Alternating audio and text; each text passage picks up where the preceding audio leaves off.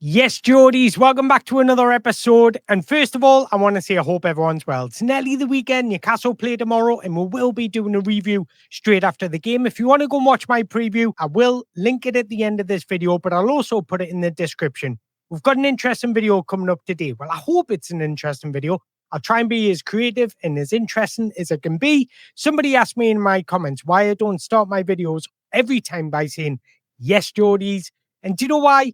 I like to mix it up a bit. I don't want my videos just feeling the same. I want to get a little bit creative with my openings. So sometimes I'll say it, sometimes I won't, just because I don't want every single video to feel the same. But we've got an interesting video coming up today, so here is what is coming up. We're going to talk about Eddie Howe and his press conference. He spoke about the team news, Tino, Lewis Hall, Sandro Tonali, and then we're also going to talk about why Yoane Wissa needs another 6 weeks of pre-season during the football season just to be prepared for the AFCON. And then we're going to be looking at two potential left backs that we could be signing in the future. Now get this, gets even better. One can play at centre back and the other, guess what, can play at right back. Now when it comes to left backs and scouting left backs for Eddie Howe, I feel like I've only got a small pool of players to choose from, because in my opinion we'll also need a right back very soon.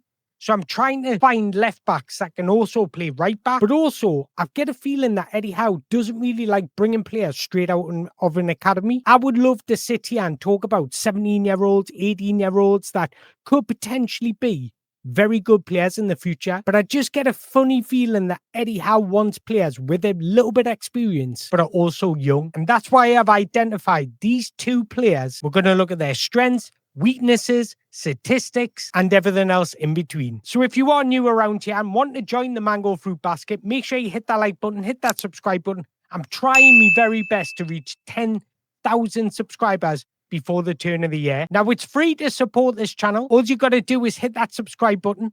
But there's also a hype button as well. It would be greatly appreciated if you hit that hype button. Where should we start? Let's start with Eddie Howe's press conference, because the first thing he said was the very best performance will be needed. We all know the qualities of their team. These are difficult games, and for us returning from Champions League game, it's the mental challenge, and we must rise to the challenge. And to be honest, he's pretty spot on in what he says. It's going to be a difficult challenge.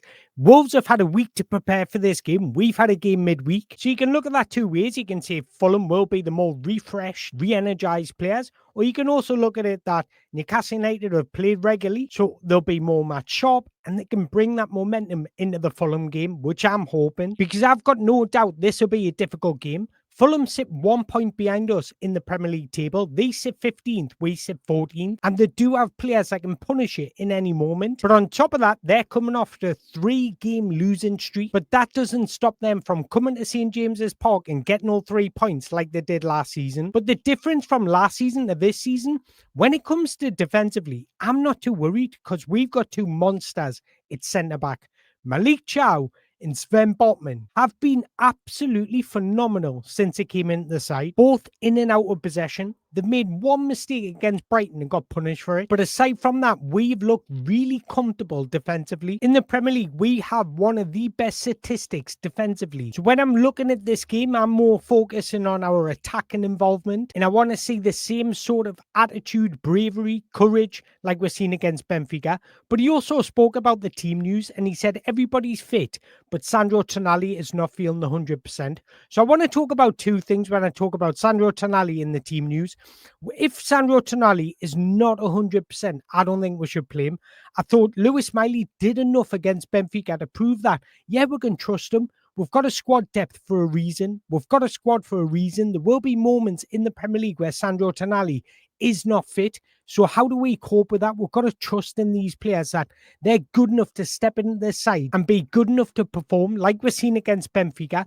Second thing I want to talk about is why I would start Jacob Ramsey instead of Joelinton. Now, Joelinton actually played well when he came on against Benfica. He was breaking up play, he was sharp in the tackles. He looked a little bit more refreshed. But why I would start Jacob Ramsey is because of the dynamics of the team. With Dan Burn at left back, who's not dynamic, who won't get much into that final third, who won't stretch the game for you, you need somebody to do that role. Joelinton doesn't really do that, whereas Jacob Ramsey does. He did it excellently against Benfica. And I think until Lewis Hall comes back, when we're playing against teams that we're going to have the ascendancy, you should be starting Jacob Ramsey because he's going to make a difference in stretching the opposition's backline. So if, and it's a big if, Sandro Tonali is not 100% fit, I wouldn't mind seeing the same starting 11 that we're seeing against Benfica. Even if you want to bring in Harvey Barnes for Jacob Murphy, that's okay. But I'm talking about the midfield. And obviously, you're not going to change Anthony Gordon or Nick Valdemada.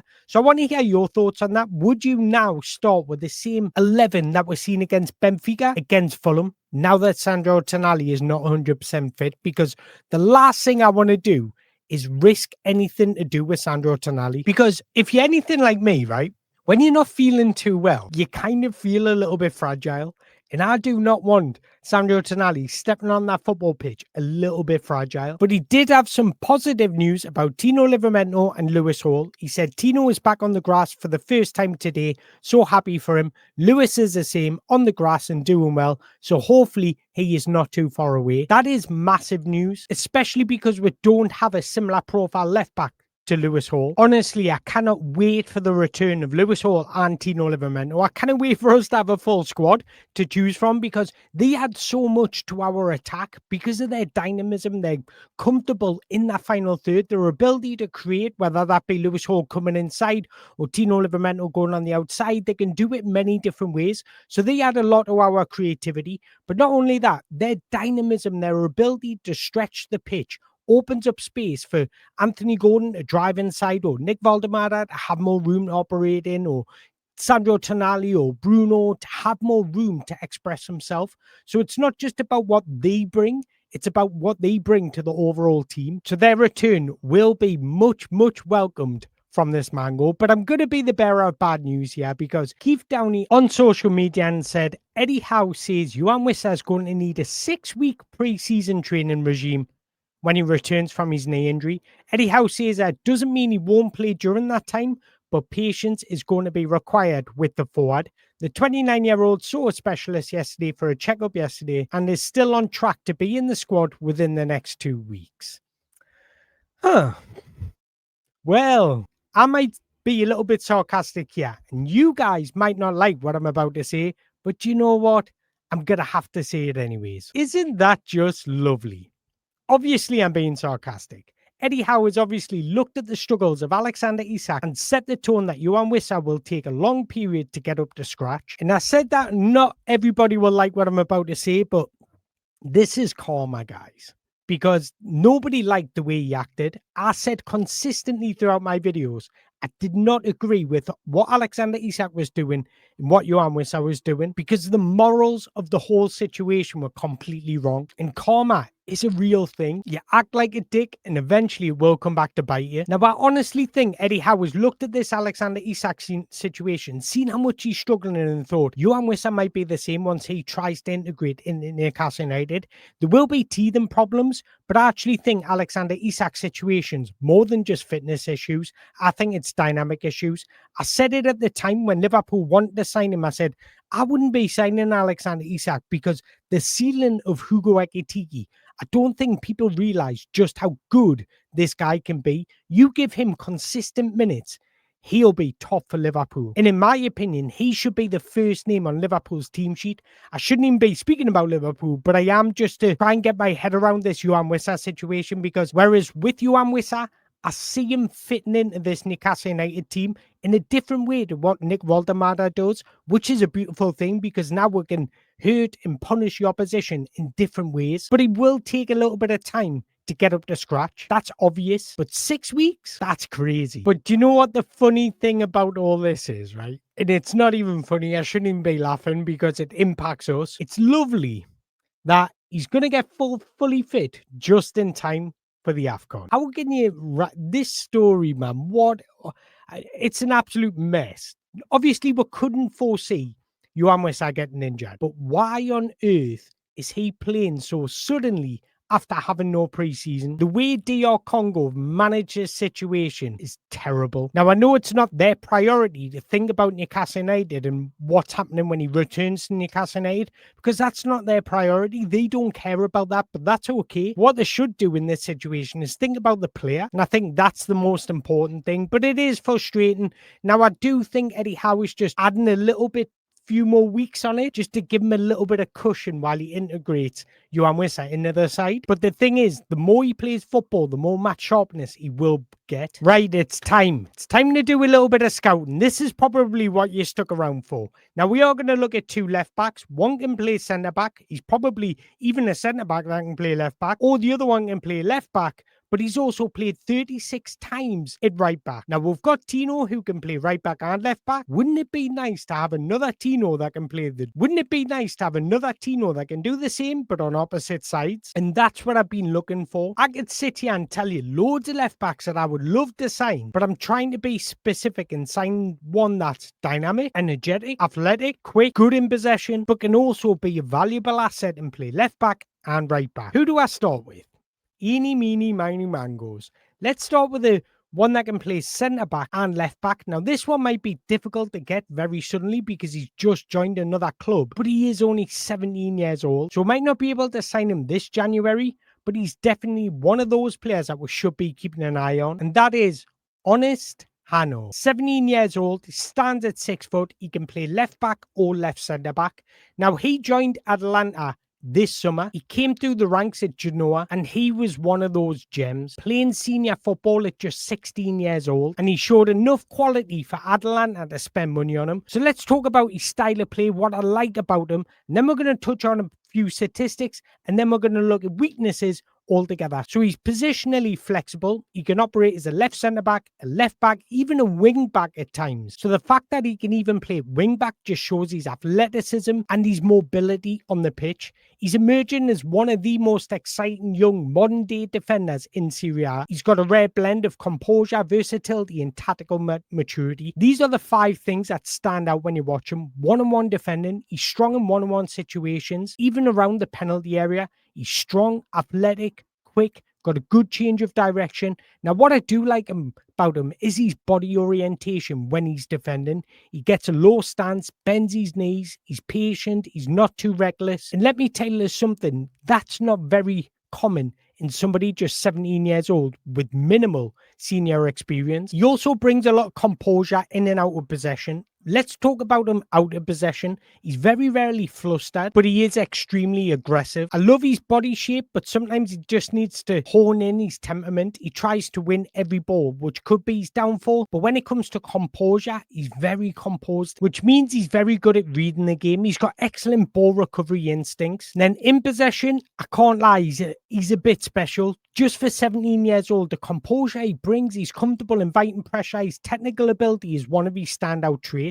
Now, when it comes to physicality, he has a relatively slender build, but he's strong. He's got nice core ability. And even at just 17, he's nowhere near his physical peak yet. So that slender build will almost develop over time. So, okay, might need a little bit of time to develop. He's still raw, a little bit rough around the edges. But what I have liked about his performances, considering he's just stepping into senior football now, he's played in many different positions. He's played at wing back for Genoa. He's played at left back. He's played at left centre back in the back 3 and the back 4. So he's got that tactical maturity and he understands the game extremely well. So if we did have a couple of injuries, maybe a couple of suspensions, and we needed somebody to fill in at left back or even at left centre back, he can absolutely do it. I watched him a few times at youth level and he's definitely brought those performances into senior football, and he doesn't look phased. He looks comfortable and doesn't look out of place. So let's have a look at some of these statistics. We'll look at defensively, in possession, and he's passing. And as you can see from his defensive statistics, those green bars are absolutely beautiful. He's sitting in the top 10 percentile for all tackles across every single third. He's averaging 2.81 tackles per 90, which has him in the top 1 percentile against centre-backs and left-backs across Europe. Now, when I talk about aggression, athleticism, quickness, good change of direction, he's averaging 1.92 tackles against dribblers, which has him in the top 1 percentile of defenders across Europe. He's in the top 1% for tackles in the final third against defenders in Europe. That is exactly what Newcastle United want, because they want to win the ball as high up the pitch as possible. So also what Eddie Howe wants in his team. Now he's also in the top 2 percentile for tackles and interceptions combined, as well as blocks. So when it comes to reading the game, intercepting the ball, stepping out of defense and winning the ball, but also blocking out passing lanes for the opposition to play through, the statistics don't lie. He's excellent defensively. So although Dan Burn can play left centre back, but also left back, this is a different type of profile to Dan Burn, is what I'm trying to explain, because Dan Burn isn't quick on his feet. He's not somebody that can cover the ground dead quickly, whereas Honest Ahanor is somebody that can. He's got a good change of direction, and I think that's the type of profile we'll need if we are looking to replace Dan Burn in the future. Now, when it comes to passing, this is probably, out the 3 statistics I'm about to show you, is the one where he needs more improvement. He's super comfortable with the ball at his feet, and he prefers to step into midfield with a 5-yard dribble. Now, he's comfortable passing, but I would like to see him be a little bit more progressive. But again, he is only 17 years old, so I think his confidence and his willingness to play the ball forwards will actually grow over time. So let's move on to his possession. And as you can see right at the top of the screen, he takes a lot of touches per 90. So when it comes to getting involved in the game, he's so comfortable with the ball at his feet. He's averaging 56.25 touches per 90. Now, what I do admire about this is the progressive carries into the final third, carries into the penalty area, and those come from, especially when he's playing left back, because he's so dynamic. He can drive with the ball at his feet. He also ranks really highly for take-ons attempted and successful take-ons. So when it comes to getting involved in play and adding a new dimension to our game, that's exactly what this type of profile would bring. Let's move on to candidate 2. Now, this is a different type of profile in terms of positional play to our last candidate, because this is somebody that can't play at centre-back, in my opinion. He's more of a full-back, so it's either left-back or right-back. Now, he came through the Club Brugge Academy. Yes, I'm saying Brugge, because apparently that's the way you say it. Now, Club Brugge lost one of their most influential players last season to Brighton. Max Disciple signed for Brighton. Now, I do know that we're looking for a left-back during the window, because they wanted somebody to cover for this guy. Now, this guy's, the way he stepped into the team and just been as influential is excellent, and you need to give him credit for it, and that is Joaquin Seys. So who is he? Let's talk about a few strengths, and then we'll look at statistics, and then we're going to look at both weaknesses together. So he came through the Club Brugge Academy, so you know he's had a good education, because they've got such a good academy. 20 years old, he stands at 5'10". He's a left back who can also operate at right back. That is crazy. We've found one, guys. He's a modern-day fullback, quick, athletic, technically solid, and contribute both on and off the ball for his team, covering a lot of ground each game up and down the flank. That is exactly what Tino and Lewis Howe bring to Newcastle United. Somebody that's dynamic, somebody that can get up and down so relentlessly over the 90 minutes. And that's exactly how he plays. So he brings that youthful exuberance, that energy. So let's talk about 5 positive things. He's dual and recovery, aggressive in one-on-ones, and he recovers well in transition. His tackling is clean, and he reads passing lanes effectively. Now, he also comes with stamina and speed, high work rate, good recovery speed, which allows him to shuttle up and down the wing without compromising any defensive duties. Now, he's also technically very good, got a good first touch, and I often speak about being forward orientated. Open up your body to try and open up the game, and that's exactly what he does. He's so comfortable just receiving the ball on his left foot and then making the pitch big, seeing the full patterns of play on the pitch, and that's what I like about him. It's never a negative touch where he's touching the ball towards his own goal, so that's a beautiful thing. Something so simple can be so effective, and that just allows him to gain ground quickly and prepare attacking transitions. Now, he's also good in one-on-one situations. I wouldn't say he's excellent, but he's good. He competes well against wingers. When it comes to the final third and crossing the ball, while he's not yet an elite in crossing volume, he shows intent to deliver balls early, and he's also got the ability to get to the byline, cut back when he's overlapping. Now, when it comes to this guy's style of play, the tactical fit. He's ideal for quick transitional teams with aggressive high fullback involvement, similar to Lewis Hall and Tino Livramento. Now let's look at some of his statistics, because I genuinely believe that this is kind of one of the profiles that Eddie Howe likes to have in these teams, especially a fullback.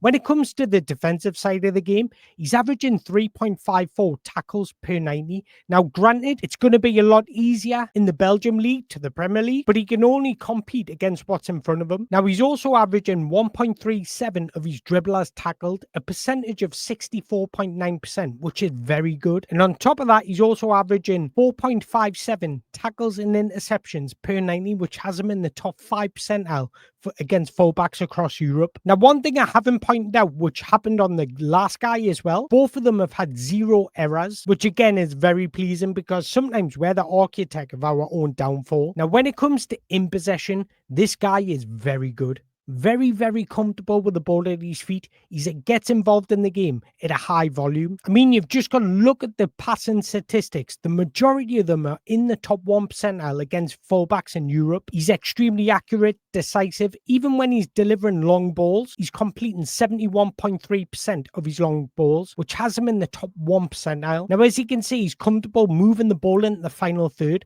so he doesn't have to get on the ball and try and drive up the pitch. He's got that vision from deeper areas to send people away. Anthony Gordon would thrive off a player like this. As I've just shown you, he's very good moving the ball into dangerous areas, but is he good with the ball at his feet, and can he take on a man, and can he progress his team up the pitch? Well, you better believe it, because even with the ball at his feet, when he's in possession, the statistics do not lie. He's averaging 77.79 touches per 90, which just goes to show his high involvement in the game. Now, he's in the top 1 percentile for carries, total carrying distance, progressive carrying distance, carries in the final third, and he's also in the top 10 percentile for progressive carries and carries in the penalty area. So when it comes to being comfortable with the ball at his feet, yeah, they're both very good. Even if I put both statistics side by side, you can see the quality of the guys. Being so young, so inexperienced, they're delivering at the biggest stage. However, they're not the finished article, and there is some weaknesses to both. Now, I've pointed out 3 weaknesses for both players. Let's start with Joaquin Seys. Final third impact. Despite his progressive runs and his progressive passes, he doesn't yet contribute heavily in terms of assists or goal creating actions. So just improving his timing, composure in advanced positions will be needed. Now, positional recovery. When caught up high in the pitch, his recovery positioning can be exposed, especially against quick transitions. He's improving on this, but he still has a little bit way to go. Now, the final one is aerially. He's not very dominant in the air. He can get outmuscled by bigger, stronger, more physical attackers. Now, when it comes to honest Ahanor, tactical discipline, his aggression style can sometimes lead him getting bypassed easily. He's still learning when to hold his shape versus engaging. And then I've already pointed one out when we're looking at his statistics, ball progression in terms of passing. And then when he's deployed as a left back, his delivery from wide areas lacks consistency. He's not yet the biggest threat when he's in overlapping scenarios. So there you go, guys. There is some news on Yoane Wissa, news on Tino Livramento, Lewis Hall, and Sandro Tonali, but also 2 left backs, different left backs that we could be looking at. Now, I want to hear your say. What do you make of these 2 left backs? Are they somebody that you would welcome to St. James's Park, or do you generally just think, yeah, they're not good enough? Now, it's difficult because we can't really look at them on the eye test because I'll get done for copyright. So I can only go off what I can show you. But as always, guys, don't forget to drop your comments in the below. If you agree with me, drop your comments. If you disagree, drop your comments. But if you've liked this video, make sure you hit that like button, hit that subscribe button. Don't forget to try and hype this video. But until next time, after the game tomorrow, have a nice night and away the lads.